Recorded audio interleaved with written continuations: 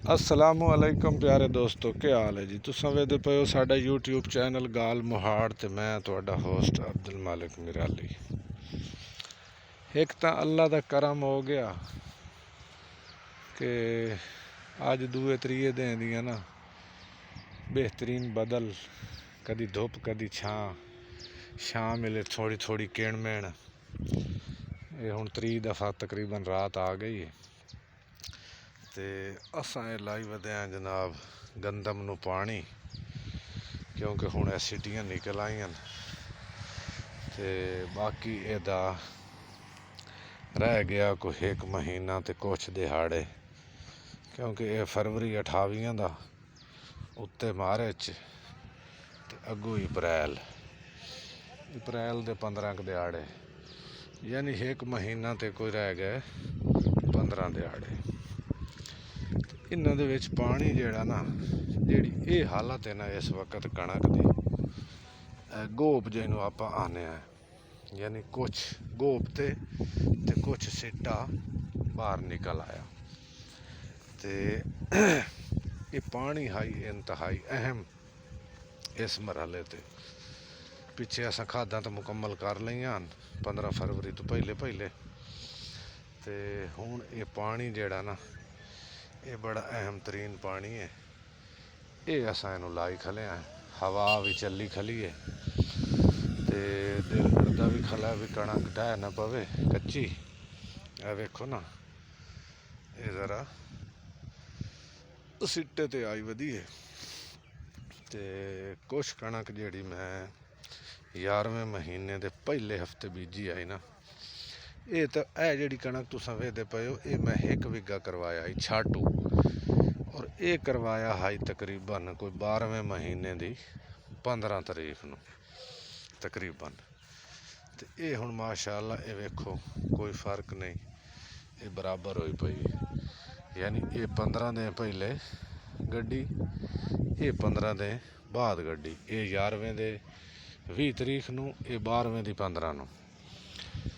अच्छा, इन्हां तो पहले जेड़ा कोई 2-3 वीके गड्डे आसे 11वें दे पहले हफ्ते, वो माशाअल्लाह मुकम्मल सिट्टे कड्डी पई है। वो हुण इस हालत च नहीं, लेकिन उन्होंने भी पानी लावना क्योंकि कच्चा है दोध, तो इस दोधिया हालत च जेड़ा पानी है ए चेक करो। ये जनाब मुकम्मल सिट्टे दे बाहर आए हो, मैं तुहानू जूम करके विखावां, ये चेक करो, ए मुकम्मल सिट्टे जेड़े न वो बाहर आए हो। कोई ऐसा पौधा नहीं जिंदा सिट्टा अंदर वधा हो, सारा सिट्टा बाहर आया पे। ये है जी दिलकश, ठीक है जी, सारी वैसे तो दिलकश है, घर खावन वास्ते असां बीजी है। ए चेक करो, ए मुकम्मल सिट्टे बाहर हैं, कोई ऐसा पौधा नहीं जिंदा सिट्टा अंदर होवे। ये वापस ए चेक करो, ए मुकम्मल सिट्टे बाहर आए हो।